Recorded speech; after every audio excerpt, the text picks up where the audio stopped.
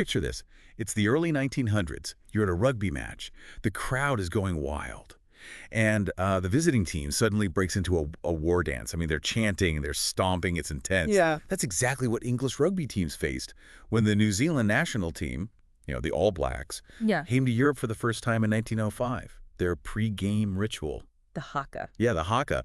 It was unlike anything anyone had ever seen before. Rugby back then was a very different game. Oh, I bet. It was a gentleman's sport, all about decorum and restraint.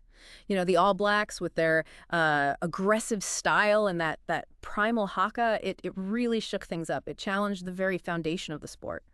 So today, we're going to take a deep dive into one specific match from that tour, the 1905 match of the century between Wales and the undefeated All Blacks. Ah, a classic. We've got original match reports, historical accounts, even some personal stories. We're going to uncover what happened in this legendary clash. Sounds good. We're going to see how this underdog Welsh team, driven by national pride and a little bit of ingenuity, took on the All Blacks. And what's really fascinating is how this match became about more than just, a sporting rivalry. It was a cultural exchange. You could see the game itself evolving. The All Blacks, they brought this whole new style of rugby, faster, more dynamic, more attacking. And the Welsh team had to adapt just to keep up. Exactly. They had to innovate to even stand a chance. So our sources paint a pretty vivid picture of the All Blacks arriving in England. Oh, yeah. People were curious, but also kind of apprehensive. They played so differently. Quick passes, fluid movement, always keeping the ball in motion. Nothing like the structured, scrum-heavy English game. One of the key things they brought was this 2-3-2 formation. 2 forwards in the front row, 3 in the second, and 2 loose forwards. Oh, okay. And it gave them a lot more mobility, more options for attacking, a real advantage over their opponents who were used to, the more traditional formations. And then you've got the haka, this ceremonial challenge before every match, rooted in Maori culture, meant to intimidate opponents, but also to invoke the strength and spirit of their ancestors. You imagine? I mean, these English players are used to handshakes, polite greetings, and then suddenly they're facing this fierce display of chanting, stomping, chest thumping. It must have been a real culture shock. Talk about a culture shock. The reports from back then, they suggest that people were kind of amused at first. I can see that. A bit of confusion mixed in. But as the All Blacks kept winning and winning and winning, well, the laughter died down pretty quick. Oh. And this sense of unease started to creep in. It was more than just a pre-game ritual, It became like a psychological weapon. The All Blacks had this almost mythical aura about them. So in the middle of all this, you have this Welsh rugby administrator, Tom Williams. He's given this huge task. Scout the All Blacks, figure out their strengths, weaknesses, and find a way for the Welsh team to actually prepare for this unstoppable force. Big job. Yeah, Williams was a keen observer of the game. He recognized the threat, but also the opportunity. He studied their playing style, their tactics, even the impact of the haka. He knew the Welsh team couldn't just stick to their usual game plan. They needed to adapt. They needed to innovate if they wanted to have any chance. One of the things that stood out to Williams was the All Blacks' speed and fluidity. Makes sense. He realized that the Welsh, known for their strength and physicality, would need to match that tempo. They had to move away from the scrums, embrace a more open, attacking style of play. It was a risky move. Oh, totally. A real departure from the traditional Welsh way. But Williams knew that sticking to the old ways against this new breed of player would be suicide. He saw that the Welsh, with their own unique skills and athleticism, could adapt. He thought they could even surpass the All Blacks style of play. So, with Williams leading the charge, the Welsh team started this incredibly intense training regimen. Yep. They focused on improving their passing, their running lines, their overall fitness, practiced new formations, took inspiration from that 2-3-2 system the All Blacks used, worked on developing a more dynamic and unpredictable attack. It was a gamble. Oh, a huge gamble. But he gambled run. Based on observation and a real understanding of how the game was changing, Williams believed that the Welsh team had the potential to not just match the All Blacks, but to actually outplay them. But, tactics and training, those were only part of the equation. Right. Williams knew they also had to win the psychological battle. Of course. They had to counter that intimidation factor of the haka, create their own sense of unity and purpose, harness the power of national pride. That's where his most audacious idea came in. Oh yeah, what was that? He suggested that instead of being silent or trying to mimic the Haka, the Welsh team should respond with a powerful display of their own. Okay. He told them to sing their national anthem, Land of My Fathers. Wow. Land of my fathers. Yeah. I mean, it had never been done before. Never. No national anthem had ever been sung at a sporting event. That's a bold move. I mean, people could have ridiculed them, Yeah. accused them of being unsportsmanlike. Absolutely. But Williams believed it would have a profound impact, both on the Welsh team and on the All Blacks. It was, what, like a statement? It was. Remember, this was a time of growing national identity in Wales. They wanted to separate themselves from England, and Land of My Fathers was a powerful symbol of that. Williams saw a chance to tap into that emotion, to create a sense of unity and defiance. He thought it would galvanize the Welsh team and their supporters. So on that day, in December 1905, the All Blacks lined up for their haka, Mm-hmm. and the Welsh team, they stood firm, shoulder to shoulder. They were ready to respond in a way that would change rugby history. A clash of cultures, a Yeah. battle of wills, Exactly. a moment that would become legend.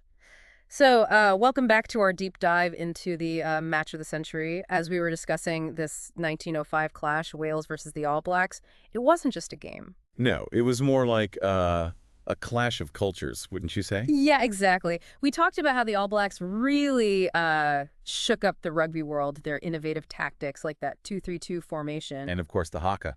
Oh, right, the haka, their legendary pregame challenge.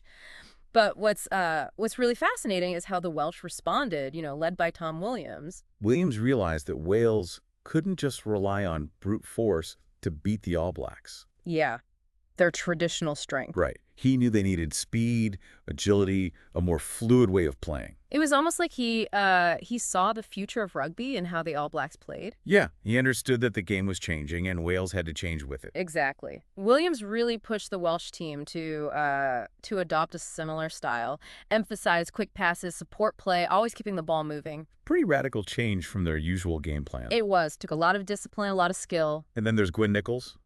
I mean, a legend of Welsh rugby. Comes out of retirement to captain the team for this match. Oh, yeah. Nichols. He was a master tactician, a true leader.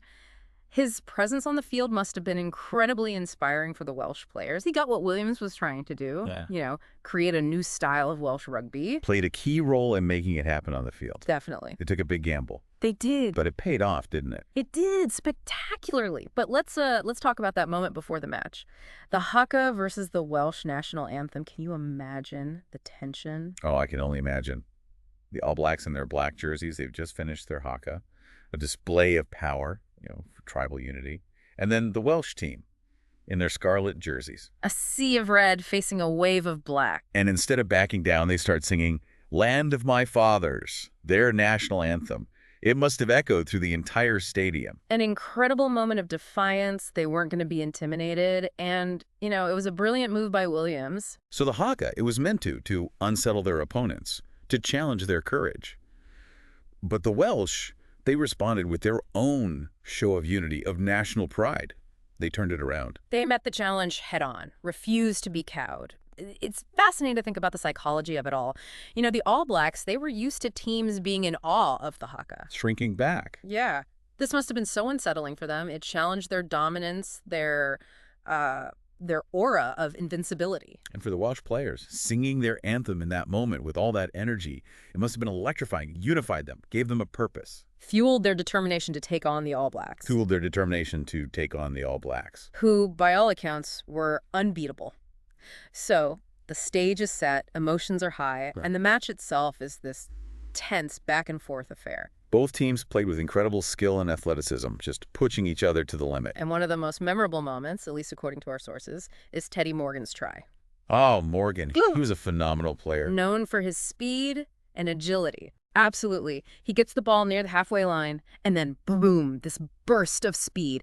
Amazing sidesteps. He weaves through the All Blacks' defense, leaving everyone in his dust. And then he touches the ball down right between the posts. Spectacular effort. The crowd goes wild, of course. Of course, it was pure brilliance. A display of individual skill that gave Wales a crucial lead.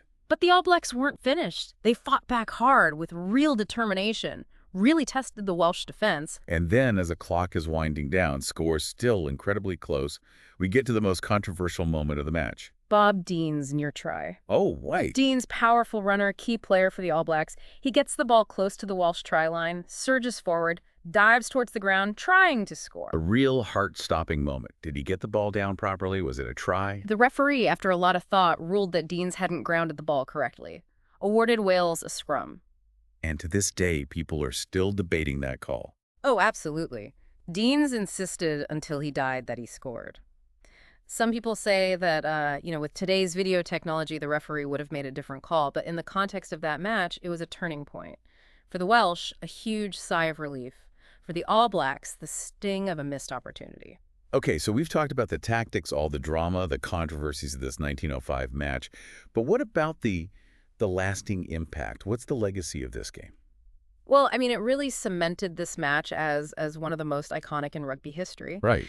It's a story that's been told and retold, debated for over a century now. And it still captures the imagination of rugby fans all over the world. It's amazing to think that a game played over 100 years ago can still generate this much passion. Yeah, it really speaks to the power of sport, its ability to connect us to the past, to inspire, to spark these conversations that cross generations. This match wasn't just a game. It was a cultural event. Yeah, a moment that really captures the spirit of a time. And for Wales, I mean, this was a defining moment in their sporting history. Oh, absolutely.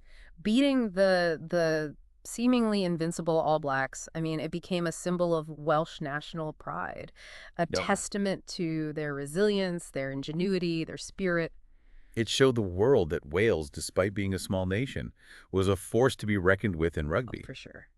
And it's interesting to think about how this match impacted the All Blacks as well. I mean, they were the dominant team at the time. Did this loss have a lasting effect on them? Oh, it definitely did. I mean, they went on to achieve incredible success in the years that followed. Right. But that 1905 loss to Wales, it remained a significant event in their history. Yeah. It was a reminder that even the best teams can be vulnerable. Every match is a challenge. Don't get complacent. Exactly. And, it's worth noting that despite the initial disappointment, the All Blacks showed real sportsmanship in defeat. They acknowledged the Welsh team's achievement, praised their performance. It shows the respect and camaraderie that's at the heart of rugby. That's a great point. Even in the most intense rivalries, there's still that mutual respect and admiration. Right. So, fast forward to 2005, a century after that historic match, Wales and the All Blacks meet again. The Centennial rematch. What a way to commemorate such an iconic event. That must have been just as thrilling as the original. It was a hugely anticipated event, drew massive crowds, lots of media attention. Yeah. But the result was different this time. The All Blacks won. So history didn't quite repeat itself. Not in terms of the final score, but that spirit of the 1905 match, it was definitely still there. I bet. It was a celebration of rugby, a tribute to the legends who came before, and a testament to the legacy of the sport. I mean, it's amazing to think that a match played over a century ago can still have such powerful impact. It really shows the power of sport, how it can transcend time, connect generations, and it's a reminder that even in defeat, there are still valuable lessons to be learned. Stories to be told. Yeah. Legacies to be honored. Exactly. So for our listeners, as we wrap up this deep dive into the match of the century, what are the key takeaways? What can we learn from this clash of titans? Yeah. From the haka to the anthem, the tactics, the controversies. Well, I think the biggest takeaway is that sport can unite us, inspire us, and challenge us. It can teach us about resilience, about adapting to change, and the importance of striving for excellence in everything we do. That 1905 match, Wales versus the All Blacks, it's a true testament to these values, and its legacy is something we can all learn from, even today. Well said. It's a story of courage, of innovation, and the spirit of competition. And a reminder that sometimes the most important victories aren't always reflected on the scoreboard. Thanks for joining us on this deep dive into one of the most iconic moments in rugby history. It's been a pleasure. Until next time, keep exploring, keep asking questions, and keep searching for those deeper connections that really bring history to life.